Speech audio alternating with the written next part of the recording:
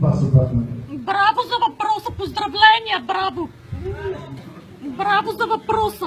400 милиона губим годишно заради вас, защото вие спряхте 3 пъти проекта Южен поток. Защо, господин Борисов?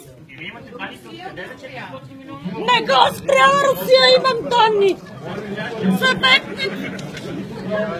Съветничка на господин Борисов се похвали във Вашингтон, че е спрял 3 руски проекта, които щяха да съживят българската икономика.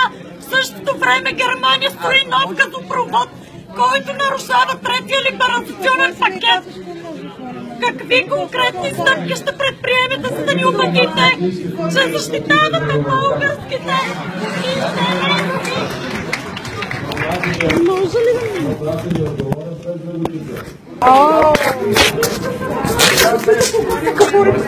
гледайте ме в очите, когато говорите с мен.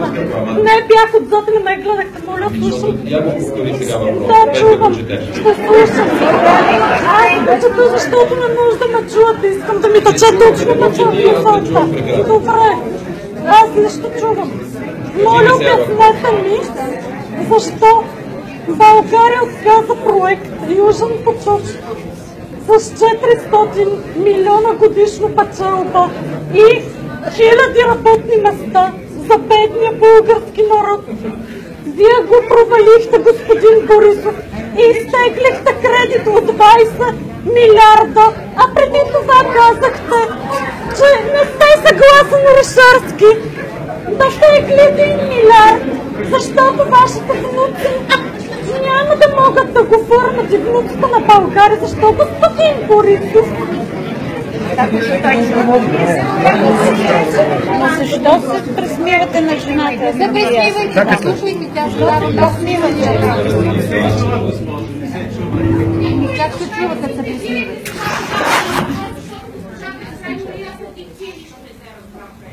Сега, имаше така доста голяма пропаганда по тази тема. Знаете, че едно време Южен поток, още 2006 година, е подписан в така наречения голям шлем. АЕЦ Белене, Бургас Александровци и съответно Южен поток, 2006 година. Ние дойдохме на власт 2009. Нямаше абсолютно нищо по тази тема. Когато тръгнахме да говорим за Южен поток с руската страна, така както и АЕЦ Белене беше договорен на една цена, без да се сложи ескалационния индекс през години. И на 4 милиарда, като почнеш да наслагаш индекса на кредита, на парите, накрая си за 20 милиарда. Същото беше и с Южен поток. Първоначалната цена беше Риличко не гледа. Аз не гледам. Да, народно сме, винаги сме народно. Да. Почна първоначалната цена на Южен поток, колко беше, помните? Не, аз не съм министър-председател. Вие трябва да помните да ми кажете. Да, кажете ми вие. После стана милиарди и половина. После изведнъж стана 3 милиарда. В същото време 3 милиарда евро са пари, които ние трябваше да дадем милиарди и половина. Не, кажете ми каква щеше да би била печалбата на България от този проект. Печалбата щеше да се яви в България евентуално след 28 години. Добре, 30 милиарда, например, годишно. 30 милиона годишно, извинявайте.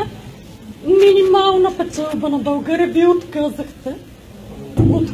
Вие 3 милиарда за 30 милиона печалба. Това е като Цанков камък. 1 милиард за 80 мегаватта. Вие давате 3 милиарда, така ли? Вие давате от вашия джоб тези 3 милиарда. Работните места, които биха били подсигурени. 3 милиарда, значи колко работни места са? Колко работни места създадохте за 20 милиарда кредит?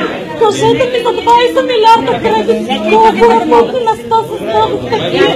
Добре, аз също има и други въпроси. Когато сте тогава, какъв им е смисъл? Не, няма да мина назад, защо преценя? Добре, тук ще стои. Така по-назад, да може другите Не хора ме да... питай. Оставете жената, бе, защо е да... Ма как има и други хора, не? Защо аз съм... Нека си говори жената. Чакай, аз задах два въпроса на моста. Защо на човека не може? Защо Германия строи нов газопровод тогава? Изчаквайте. Нарушаваш третия либерализационен пакет. Госпожо, не може да говорите така. Германците Пречите са на човека да по-хубави от отговаря. българите ли? Ние и сега в момента прекарваме за Турция 17 милиарда. Ние и сега печелим 300 милиона. Печелим тогава, защото ги така 20 милиарда, след като печелим. Трябваше да върнем само. Трябваше да върнем от 20 Нека да милиарда. изкаже човек. Ай, вие лъжете българския народ. Лъжете. Вие не го Това ставате. правителство е щатско турско. Не е никакво българско правителство. Какво става след въпроса? Да, успокойте се. Какво става назад? Да. Да.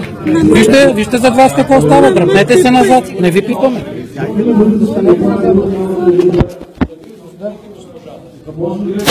Извинявам се, аз реагирам емоционално, защото вие съсипахте българския народ, налагате геноцид под контрола на САЩ и Европейския съюз. Какво си мислите? Аз не са радали. Госпожо, престанете вече. Отидете в Москва, отидете в Северна Корея, защо? Какво търсите? Защо съм гласувала за България? Кога дойдохте в Лондон? Кога дойдохте в Лондон? По времето на този глас изнесох в България, трета година, когато се връщаме по-зле и по-зле. Ами не се връщай. За един асфалт да се върна, тук е по-добре. Отидете в Кремъл и чакайте. Вие подпалихте държавата с 20 милиарда кредит, който не може да върнем, защото вие не сте икономически познания. Знаете какво стана, някой може да говори с Божи? Инженер, се прави, да се да ви слушаме. Която вие създадохте. Вижте какво, госпожо, погледнете хората зад вас. И на нас се харесва това правителство. На мен ми пука за България, на вас не ви пука за България. И на мен ми пука просто. Като за това, вие сте спокойни, аз съм спокойна. Престанете да я убивате. Говорите неща, защото на българите се върна до Тя е премиер откъде на къде. Вие си един национален председател. За национален съд, нали? Където си ви казва в интернет поправи. Моето правителство.